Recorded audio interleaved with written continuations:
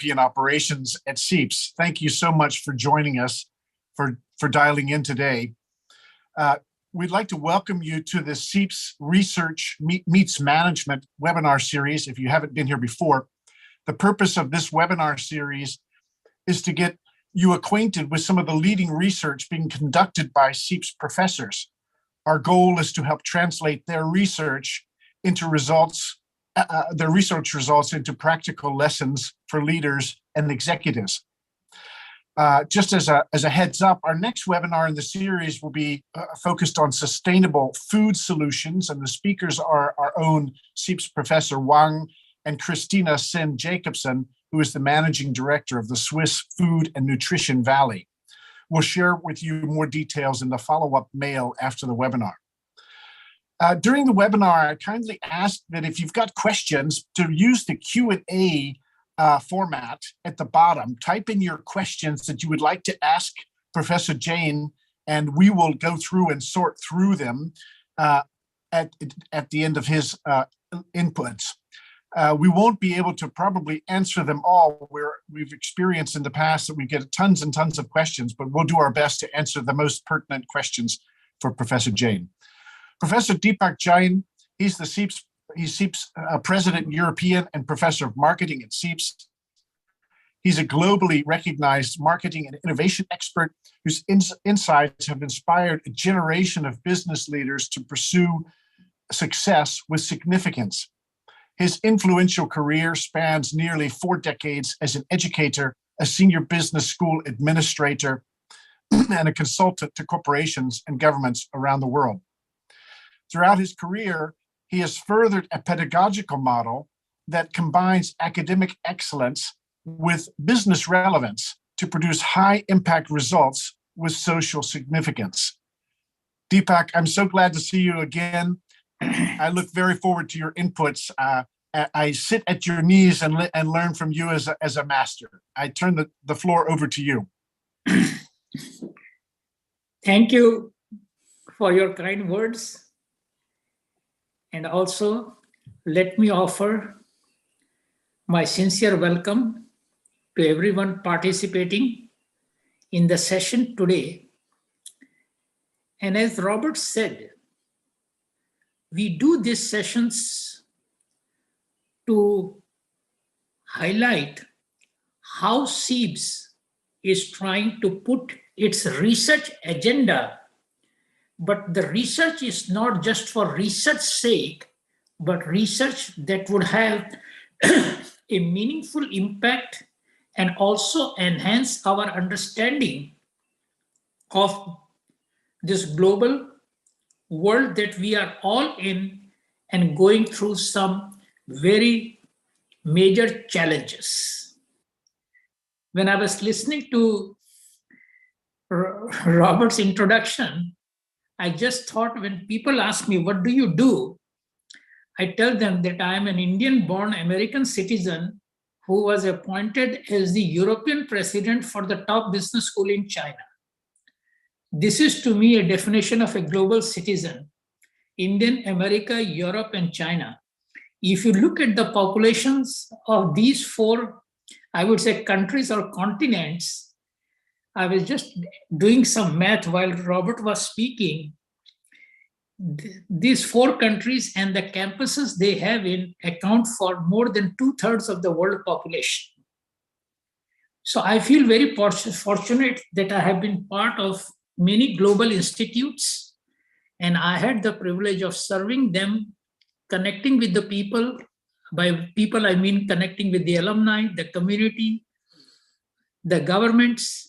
And today I thought I will take few moments to share with you how we need to think about building competitive advantage. See, this is true not only for a business school or for a company. I always think this is true for a country as well as for every individual. And when I say competitive advantage, actually I should say, how do you get the best out of people and how each person should present himself or herself to the broader audience. As Robert said, please do raise your questions in the question box, and then we will try, Robert and I will try our best to answer the questions. I will take first half an hour to 35 minutes to make my presentation, and then have 15 to 20 minutes for the Q&A part.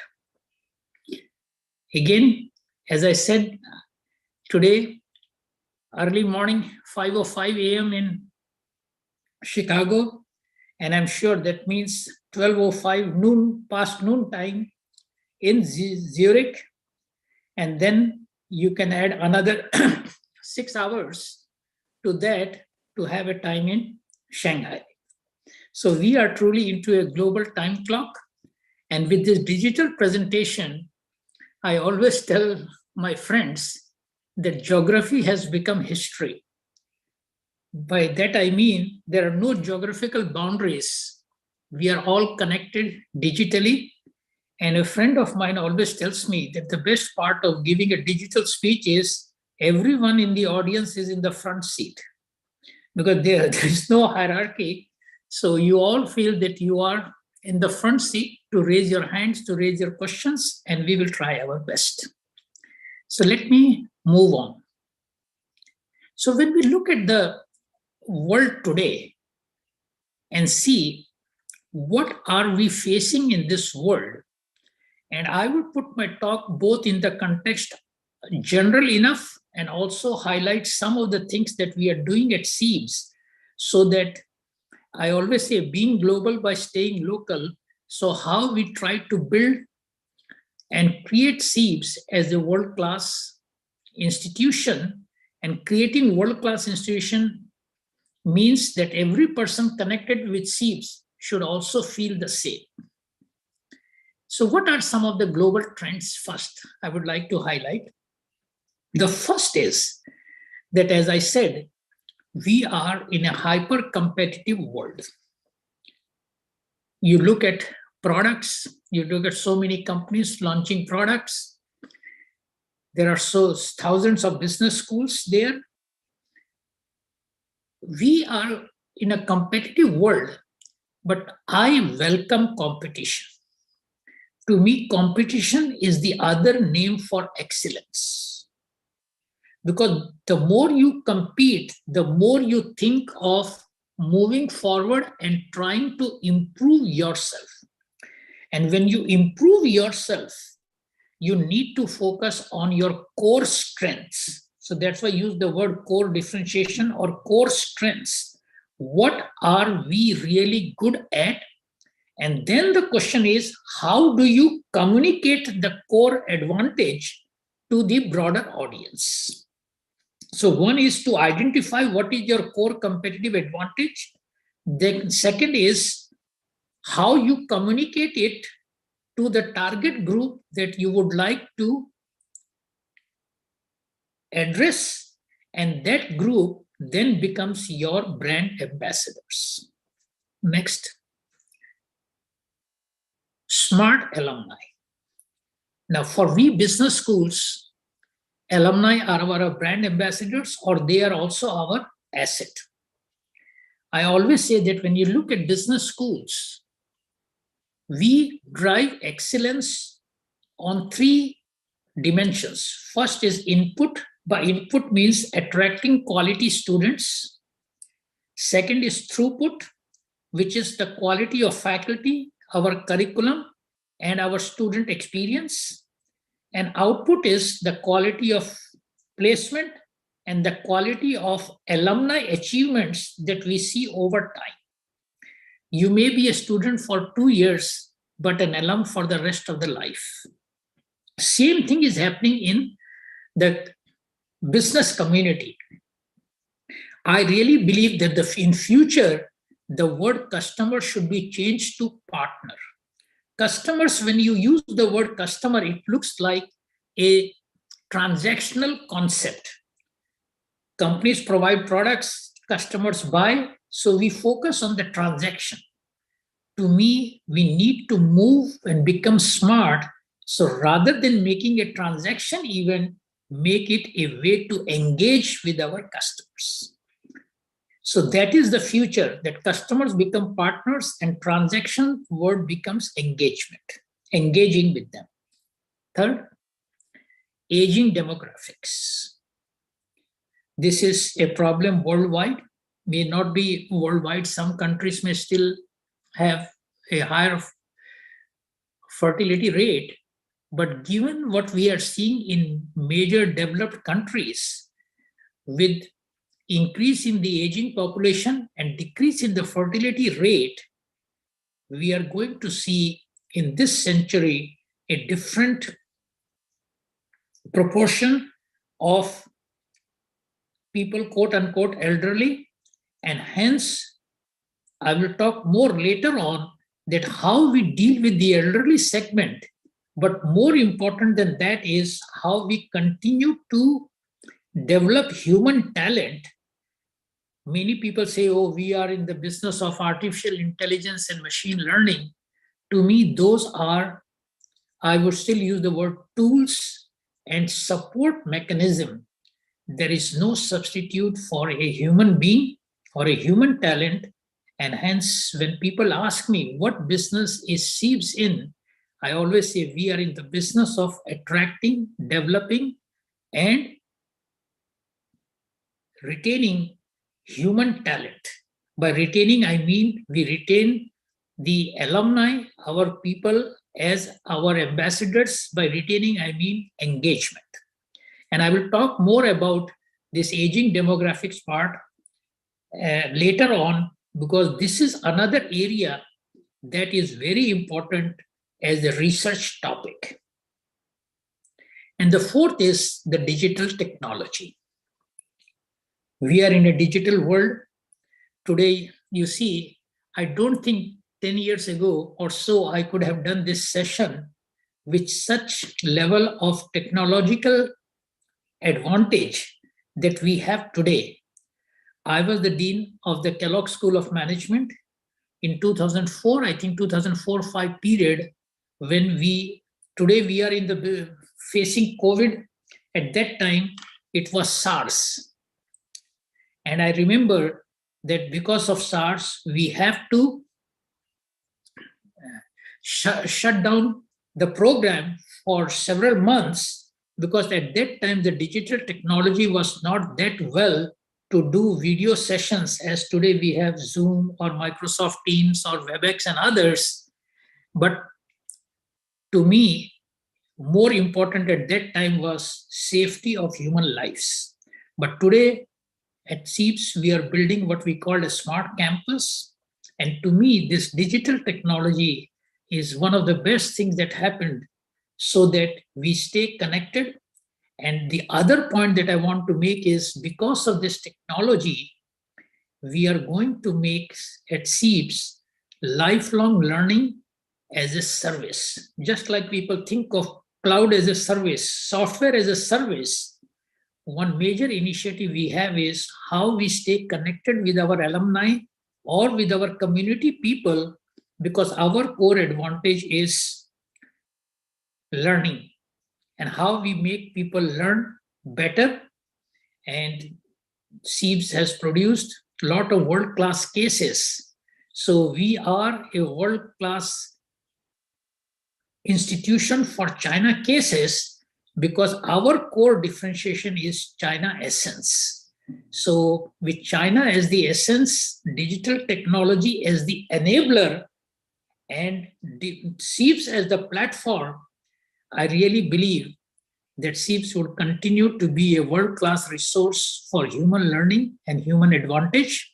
And that's what I want to share with you, how we do that. So first, I like to talk about, we are all at the end human beings. We have different labels. Robert is the CEO of SEEBS Zurich campus. I am the European president. But Robert is a human being, I am a human being, and everyone in the audience today attending, we are all human beings. Now, when we think of human beings, I like to talk about, we all behave in a certain way.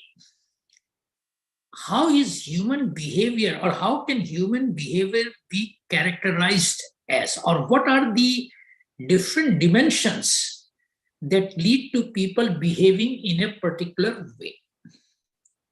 So I have been reflecting on this personally, and the reason is that in 2012, after I joined INSEAD as the dean, 2012, I got very sick, and I was in France at that time, and I was diagnosed with brain tumor with cancer, but I recovered. And during the recovery period, I kept me reflecting on lots of aspects of human behavior. The first key element of human behavior that we see, the first key elements that affect human behavior is the genes, or what we call our DNA. And genes means the family you were born into, the family values, what values you saw at home from your parents, grandparents, great-grandparents. This is something we are born with. This is our DNA, and this is something we need to spend some time getting to know the family history. I always share with my children what my father taught me, what my grandfather, up to the generation that I remember. Sometimes I talk to my uncles who can give me information about a generation before, because to me, this kind of the family tree that we have is important for us to know where are we coming from. So that is first thing, that is within us. And this is true for all your siblings, all your family members. This is something we all share. Next is self-discipline. Now, we all get those family traits or family values or the genes, but not all of us would behave in the same way, because we all have our own self-discipline style. I have a saying that we all live under the same sky, but we seem to have different horizons. So your self-discipline, some people are more disciplined. By self-discipline, I mean self-control. How you control your emotions, how you control your behavior, that depends on how strong you are internally. Some people get angry very quick. Somebody says something and they just cannot control their emotions. Anger to me is a reflection of lack of control over your emotions, because growing up, something that was taught to us by our parents was this concept of forgiveness. The moment you have this culture of forgiveness, in the ingredient of forgiveness in you, I have felt that reduces your temptation for anger. And what I mean by forgiveness means accepting that certain things can happen, or what I call self-discipline as building a culture of acceptance. I remember when I was going to school, somebody mentioned to me about this concept of forgiveness and said that a teacher was teaching a class, and the teacher asked the students, can someone define what is forgiveness? One student stood up and said, teacher, forgiveness is the fragrance a flower gives after being crushed. You crush the flowers, but in your hand, you see the fragrance of the flower. That is, to me, self-control. Somebody may hurt you, but you give in return something that people can take back and remember that fragrance for the rest of the life. So this is self-control.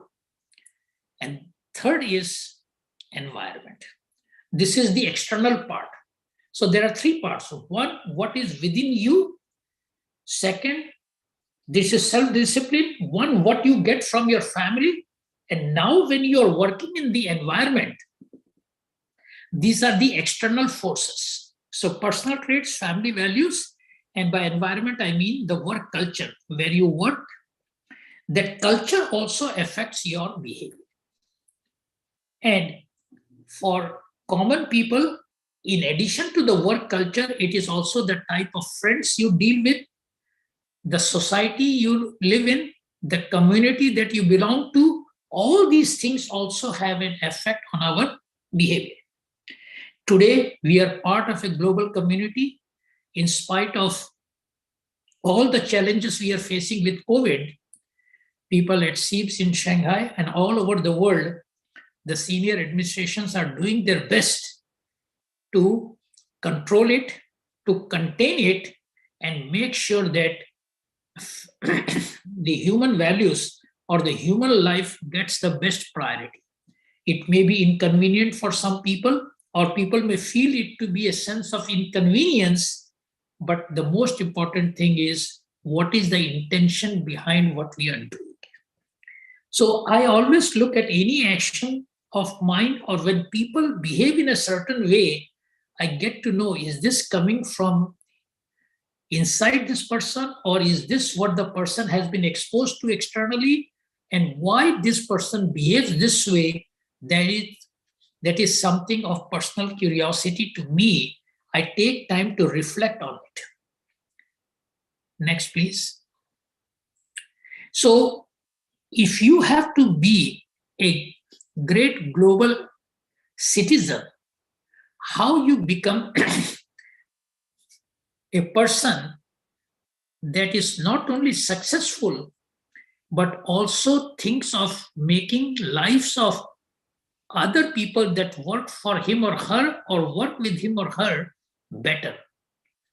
If you remember, Robert in the introduction mentioned that I have two words that I always use very often. When people ask me, that Dr. Jain, what's your future journey today? I always say, my future journey I can describe is a journey from success to significance. Simple. I have been successful in terms of being the dean of one of the top schools in in US, Northwestern, then INSEAD. Then I was the head of a university in Thailand, the leading university there, Chulalongkorn University. And now I was blessed to have this position at SEEPS.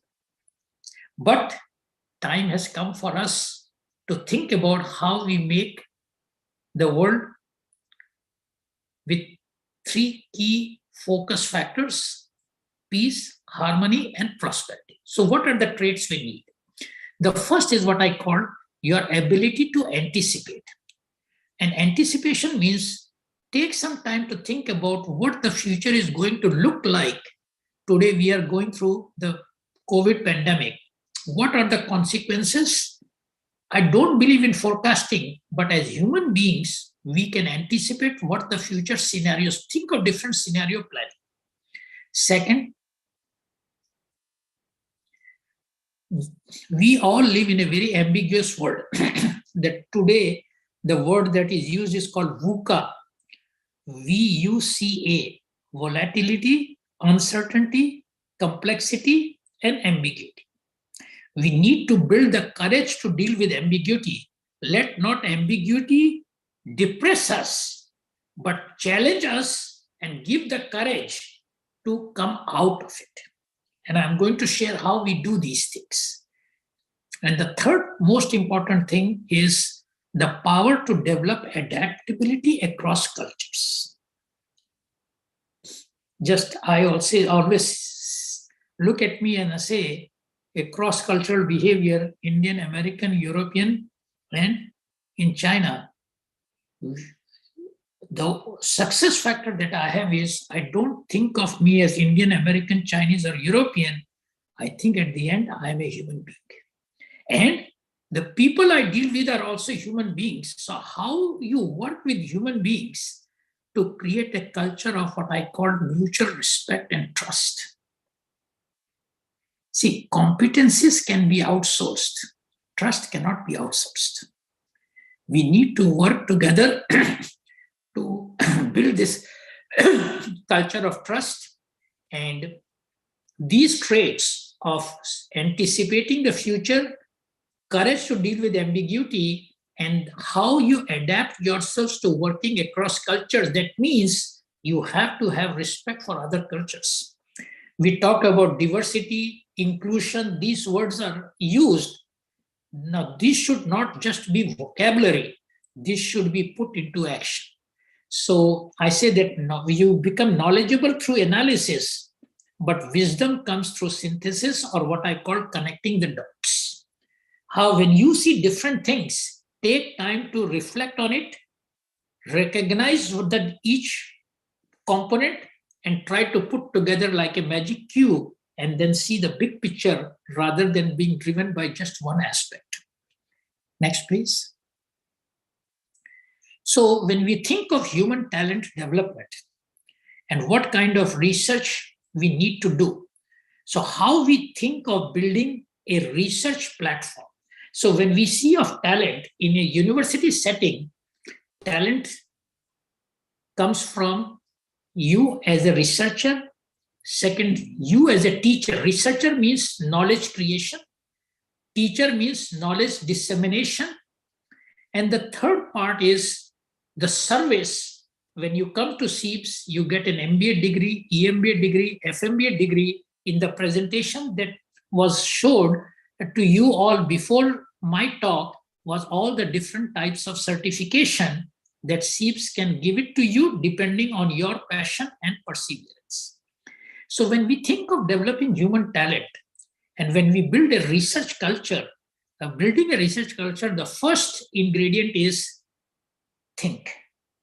And as they say, Steve Jobs used to say, when you have to think, think big. It doesn't cost you to think. It may cost you to implement. But at least think big means think in a broader way. And lots of courses at business schools today are built on this concept of critical thinking. Many people ask me this question, Professor Jain, what do you teach in business schools? I know what we learn when we go to engineering school, what we go to human literature, history, but what do you teach in business schools? I have a very simple answer. I say in business schools, we teach our students how you put structure on unstructured problems. Structured thinking is a very important part of business schools teaching curriculum. The thinking is not enough. When you think, you look at different, you anticipate different scenarios, a lot of things would come to your mind. The second part is reasoning.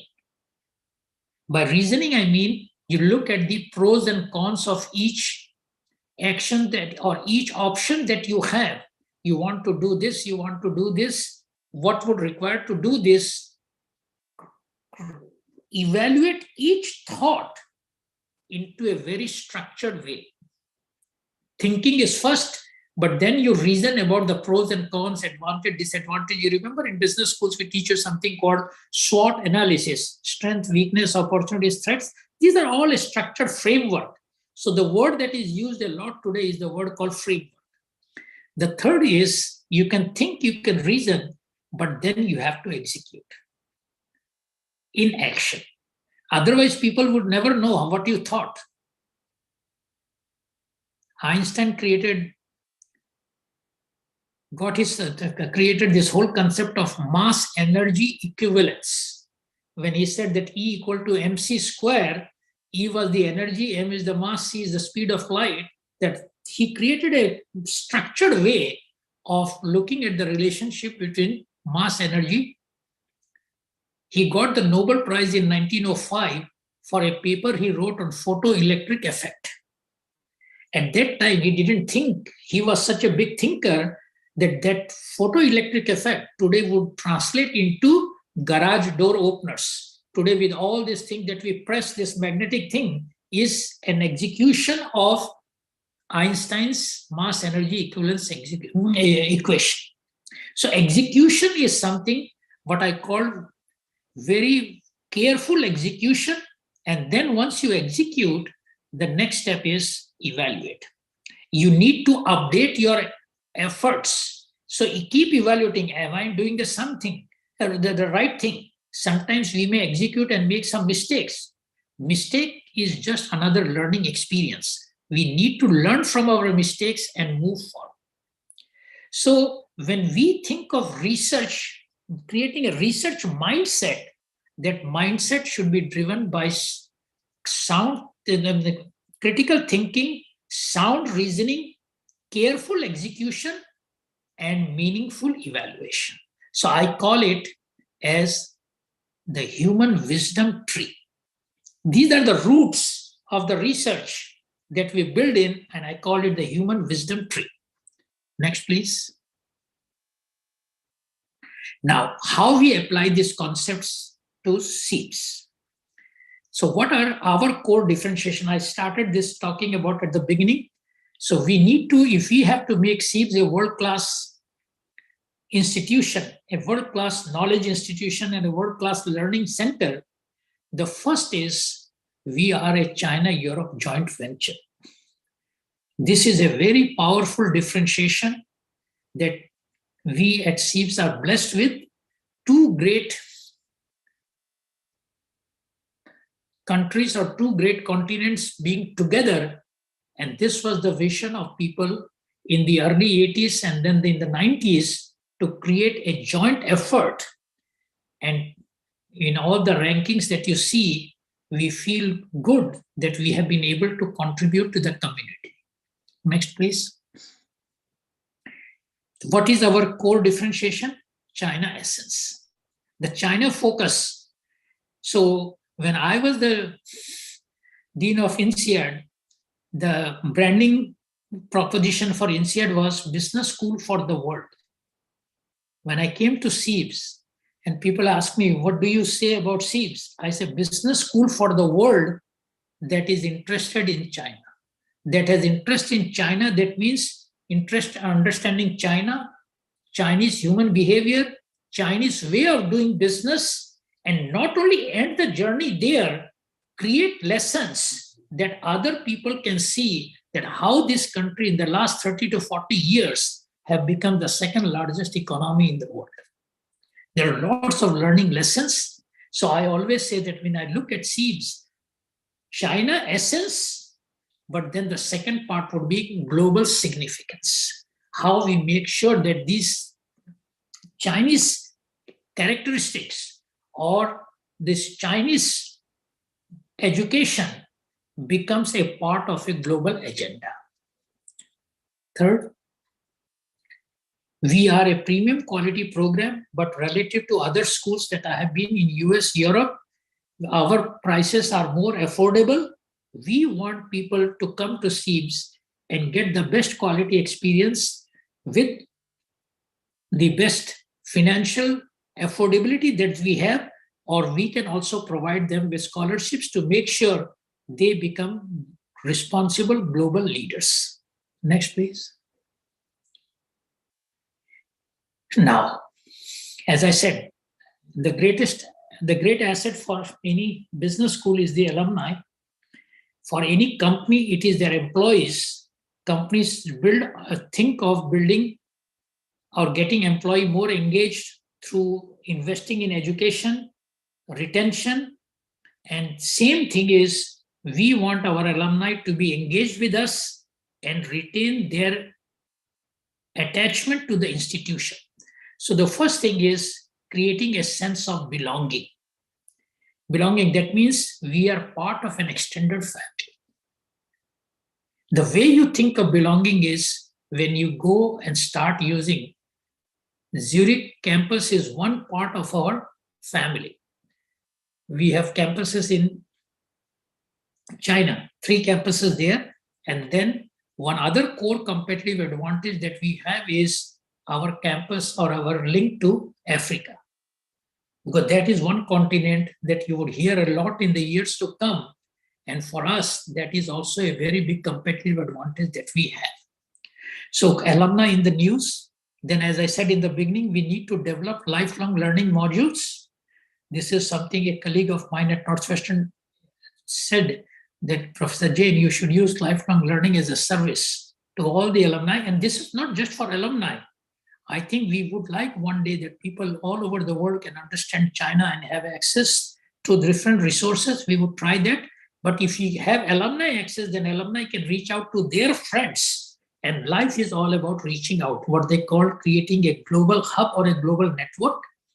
And also we like a culture of alumni giving, because alumni is grand, and giving does not mean monetarily giving. Giving means giving your time, giving your passion, and seeing, creating or co-developing things under the brand of SEEPS that will make this world a better and a safer place to live.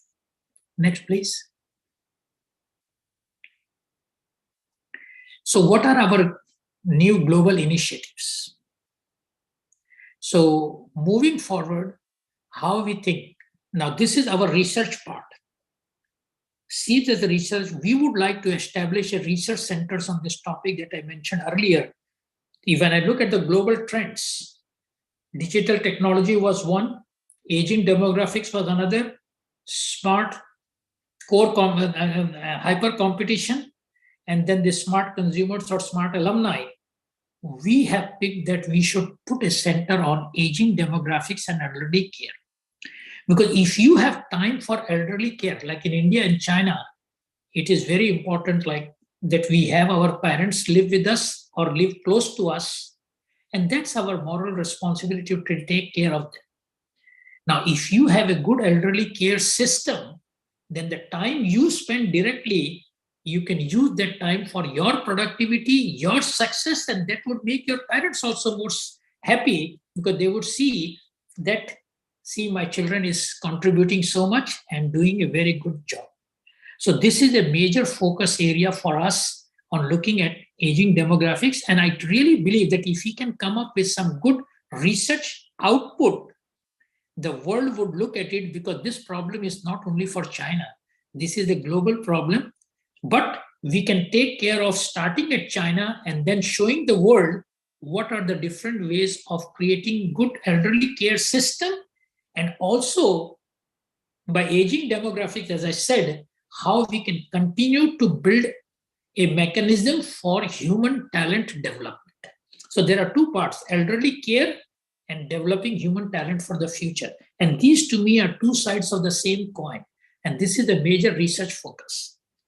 The second thing that we are trying to do in research is strengthening the presence of SEEPS in Europe and Africa. Last 2-3 years have been very challenging because of COVID and because of mobility. But I remember in 2017, 18, 19, we had so many different European forums, American forums, Africa. Our Dean Ding Wan and I went to Africa twice. And now we could not do that, but the COVID is not a full stop, but it's just a comma that came in our way. But our commitment has not been affected with that. And today with this digital platform, we still want to make sure that people would add to this presence. And one thing is, and Robert was very integral to this in the initial years, we have created a new program on research called DBA, Doctor of Business Administration. That is to me a strong indication of our commitment to research. Because just like when you are young, you go for a PhD after you finish your bachelor's degree or a master's degree. But when you do a senior executive MBA program, you still want to learn more. And that's what DBA is about. So sometimes when people ask me, what is DBA? I say, just like you have EMBA as an extension of MBA, then executive MBA, DBA to me is executive PhD. So it is a PhD type of things, but for senior executives, and this also shows our commitment. And this program would be based out of our European campus. The third part is create partnerships with world-class institutions. And to me, competition is the other name for collaboration. Competition gives us excellence, but we also need to work with other world-class institutions, because when we work together, then the sum is greater than the total of the parts, or the total is greater than the sum of the parts. Okay. Next, please. So today everyone talks about creating a smart campus. The word smart campus, smart consumers, smart products, Apple thinks of smart products, smartphones. To me, we need to create a smart campus, and by campus, I mean a smart family. The first part of that, so how do you create something? First is this building our digital learning platform, creating a lot of learning modules and enhancing the power of technology in connecting with the world through learning as the core product. Next is innovative mindset. Innovation means thinking more creativity. And one thing that I encourage my student is when you see something happening or somebody doing one way, you question, why this way only? Can we do it differently? Just like when you see of Uber, do we need a taxi? Or there was another concept that was created, but Uber is nothing but a taxi service combined with digital technology. And you brought lots of people now in that business who have a car and they are all connected through this network and a new product is out in the marketplace. That's innovative mindset. The third is entrepreneurial spirit. And by entrepreneurial spirit, I don't mean starting your own business. Entrepreneurship to me is willingness to take risk, willingness to be proactive, thinking about doing something. Entrepreneurship is willingness to take the risk, as I said, dealing with ambiguity, dealing with different cultural aspects. This is something inside you. People talk about business entrepreneurship. That means you start a new business. Then people talk about social entrepreneurship, starting new things for society, or what they call not-for-profit organizations. To me, the future is spiritual entrepreneurship, how you become a better person. Business is creating a better business. Social entrepreneurship is better society. Spiritual entrepreneurship is how you become a better person. And the fourth is creating a team culture, a collaborative culture. As I said, mutual respect and trust, working with teams. Make sure people who work with you or work for you, they feel inspired with your presence and working with you. I just used the word that for the smart campus, this is the new diet of the new smart campus. Anyone who wants to be a part of this man should have exposed to this diet of a digital way of thinking, creativity through innovative mindset, risk-taking through entrepreneurship, and team culture, that this is not just for me. We are in this journey together. Next, please. So if I have to just summarize today, digital technology, I use the word, we need to be at the core level of what I call high tech. We need to invest in technology. This platform today, Robert and his team was very careful. They asked me to join 10 minutes before to make sure that my voice was audible, the face was visible, and I was able to connect with all of you.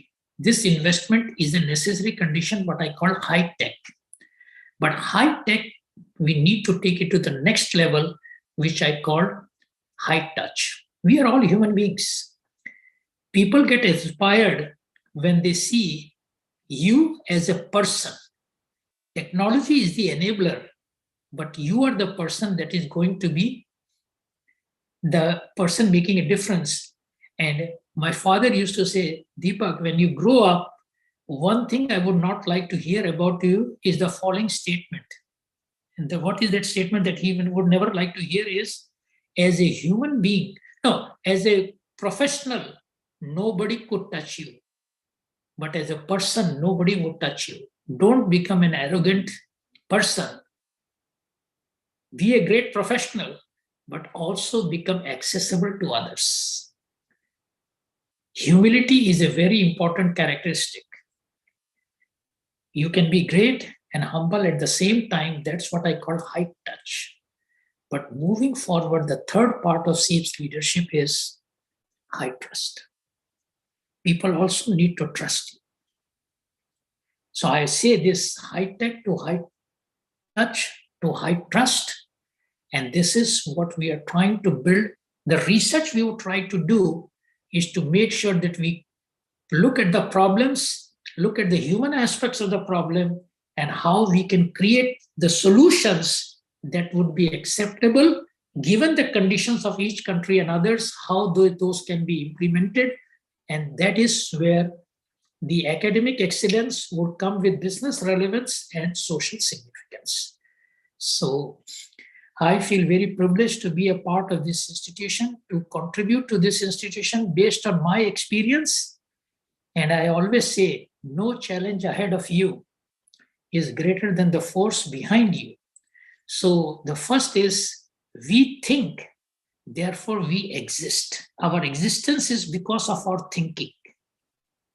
The next part is, as I said, we live under the same sky, but we have different horizons. Each of us, don't compare yourself with others. Try to find out what's the best in you. Focus on yourself. We spend a lot of time comparing. That is, to me, not the right usage of time. The vision is anticipation. And the third part is reputation.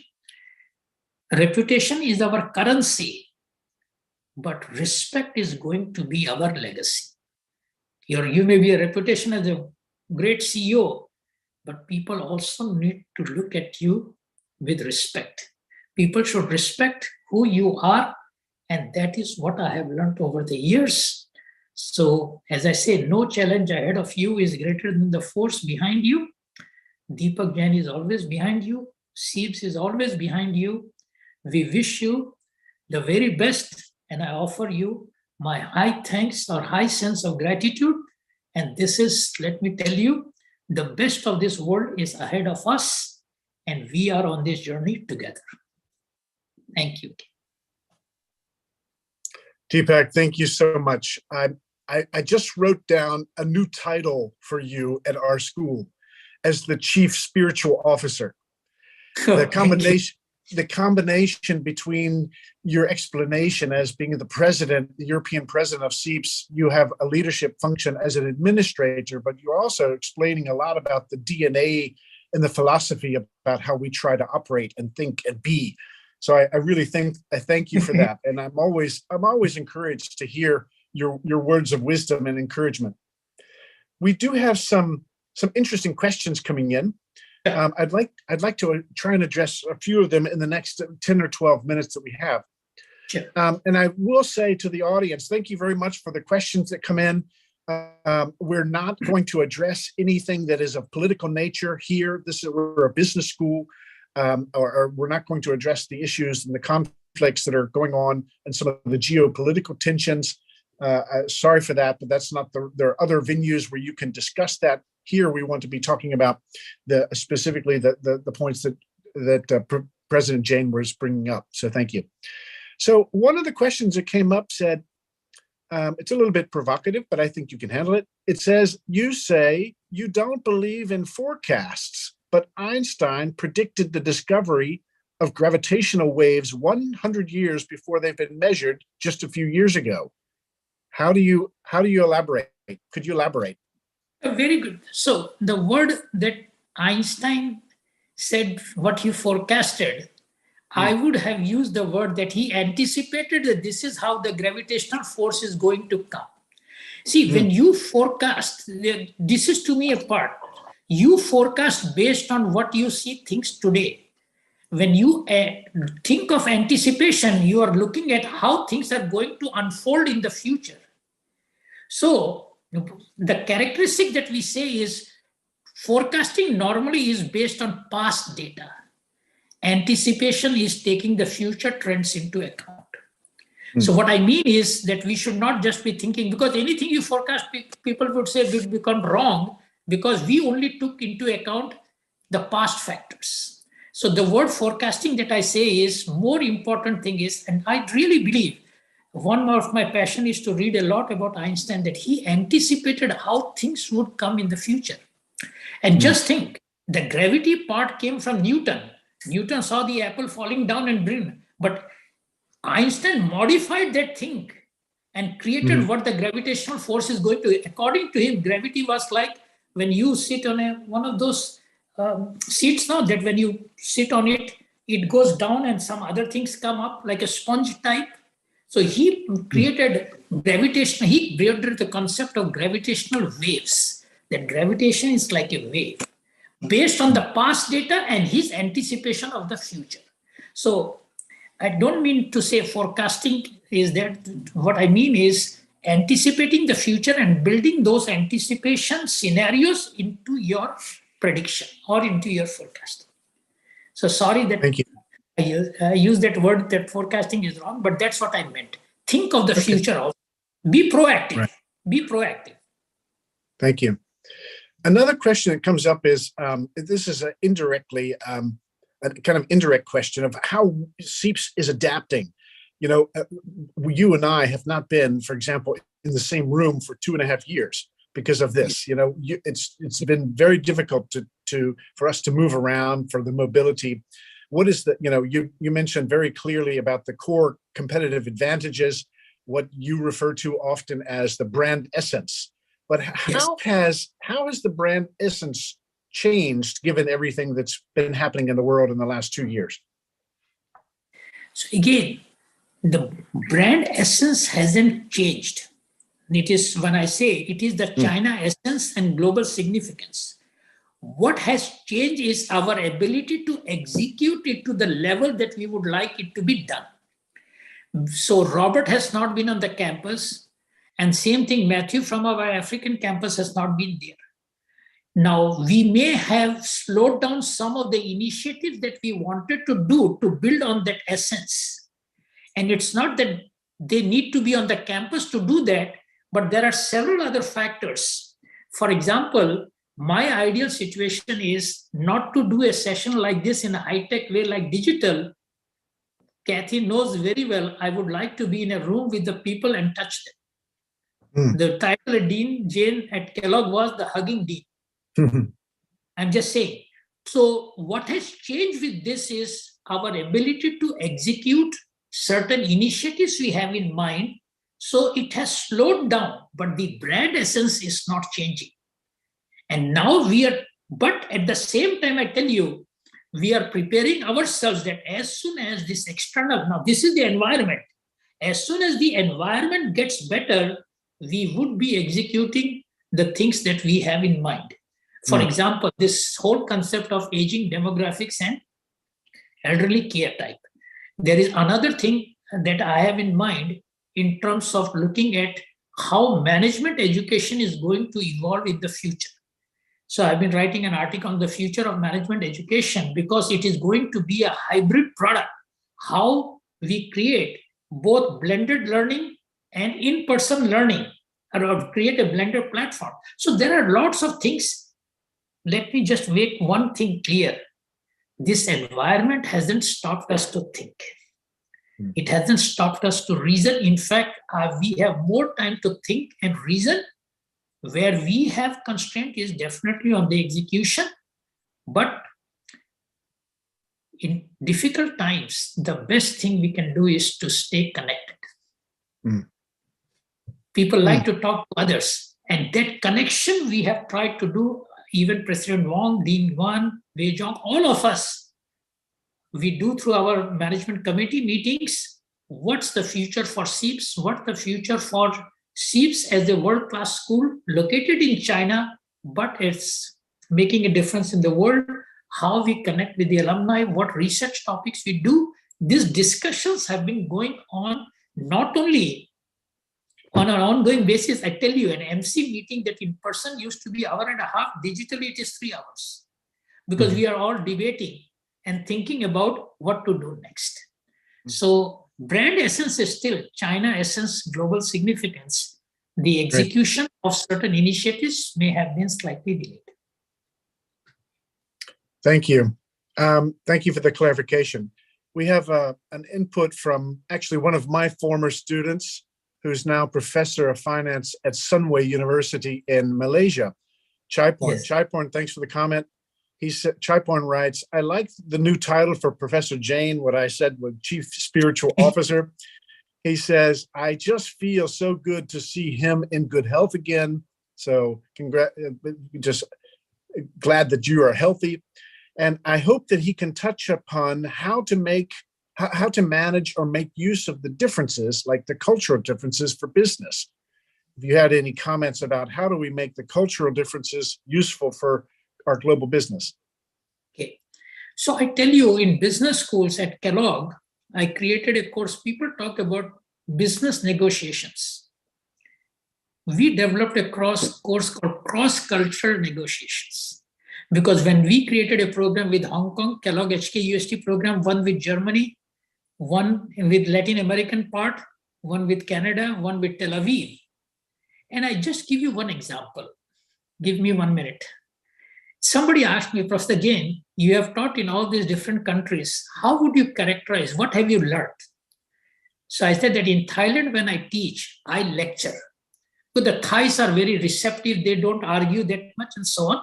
So I say in Thailand, I lecture. In US, we discuss. In Tel Aviv, I debate. Anything you say, the Israelis are very strong. They would always come up with a counter example. That's the culture. So I say, in one place I lecture, in another place I discuss, and in the third country I debate. But the main thing is, behind all these three, you have to look at where is this person coming from. Right. The intention is not to let me down. The intention is more clarification and different style.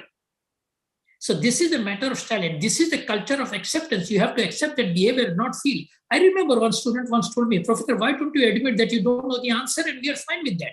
Don't pretend to give an answer. So my question to answer this question is, be yourself. Cultures are different, but your brand essence should be what is Dipak Jain, who you are, and make sure you accept the other viewpoints. In our religion, we have a concept called multiple viewpoints. There is no absolute truth. Truth is also relative to the context. The content, the context, and the communication should all be aligned. So my advice is, be yourself. That is your core differentiation, who you are. The last comment I'd like to address is for you to comment a little bit more on your statement, trust cannot be outsourced. Also, when it goes to your final slide, the final word is high trust. So obviously, this high trust is kind of the pinnacle of what we're doing. Maybe you could comment on this. Sure. So the comment I made was competencies can be outsourced, trust cannot. So let me give an example what I mean. You have people working with you. Now you had a technical accounting question. You are preparing, you are a member of the audit committee and you have a technical question. That person who is your CFO may not have the competence to deal with. So what you do, you outsource, you go and take an example of a consulting firm and you can bring that competency. But the trust between the CEO and the CFO, that cannot be outsourced. That trust is there. Competencies you can acquire others, but that relationship, that trust that is there. And just I will take 1 minute. When I was a faculty member at Kellogg, I never was even the head of the department. And my dean at that time, Don Jacobs, created something. He told me, I became the dean later on, but I saw something in you in your earlier days. And I knew if Dipak can make tenure at Kellogg, we all professors have to get tenure. That means from assistant to associate, full professor based on our research productivity. He would be my next deputy dean. He would be the next person in the school. That he made a decision in 1990. And I joined Kellogg in 87. So when you work for an organization, what I mean is you have to develop that culture of trust. When people ask, and let me just give you the final answer here. When people ask you to do something, don't ask the question, what's in it for me? Ask the question, do I have the skills to contribute to the institution? The more you do to the institution, those are steps towards building trust. Remember, the elevator of trust is out of order. Take the stairs one step at a time. You build trust with steps. Your colleague would ask you to do something. If you become selfish and start asking what's in it for me, people would know this guy only thinks of this. So when people ask me something, I feel privileged that I was able to contribute and somebody saw something in me to be asked. When people ask you questions, you should thank the person. So there's a follow-up question that comes in from a guest who's online with us. And the question is, how do you build trust during COVID when you can't deal with people face to face? And he says, trust tends to get eroded with distance. Yeah. No, see, let me again tell you, definitely you have to meet the person to confirm the trust that you have tried to build. Physical presence is necessary.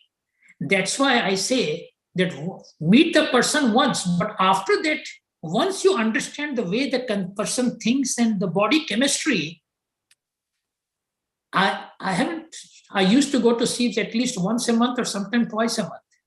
But today, my interaction with President Wong has been very limited because, as Robert, you said, we have not been there physically. But once you understand the physical DNA of the person, I don't think distance is going to, it may not be so fast to do that, but main thing of trust building is through actions. When people assign you some jobs, how well you do and with the right intention and passion is the step towards building trust. This man is trustworthy. He delivers on time. He does what is in the best interest of the institution, and slowly that happens. Then you get to know. Sometimes you travel together. Then you get to so there are different ways of confirming the trust that you have been building with the person through physical meetings, through digital meetings, and through sometimes, the another thing is talking with the person, not about business or about your institution, but on a totally different topic. That to me is also beyond business, beyond the relationship. And then you see how this person behaves that way. And sometimes make sure that you include, if you are trusting him, include this person in crisis management, like COVID. How you seek the help of this person. What would I do differently than what somebody is doing today? Get the person more engaged during crisis. And engagement need not be just physical. It can be digital also. Thank you. I'm cognizant of time, knowing that you have a busy day ahead of you, and the participants are also having to get their days going, getting back to work or beginning their dinners in Asia. Dipak Jain, President Jain, thank you so much for the wisdom that you've imbibed with us. Robert, just one thing I want to say. I saw a question that what is the qualification for DBA? Some questions, if we can get them, send them information about the program. Please make sure that we send the information. I saw that on the screen, it came, what is the qualification DBA? So some answers we can give through digitally or post the session. But again, sorry for the interruption, but I saw that question. Yes, thank you. We will follow through with that. Thank you very much for your time, for your encouragement, for your wisdom. It's very enlightening for us and very encouraging as I go into my afternoon here in London, and wish you a great day and look forward to seeing you, my friend, face to face very soon as well. And again, as we all say, Dipak Jain is always there for you. And we are on this journey together. Thank you. Thank you, everyone. Thank you for joining. We'll see you next time in our next webinar series of Research Meets Management at SEEPs. Thank you. Bye-bye.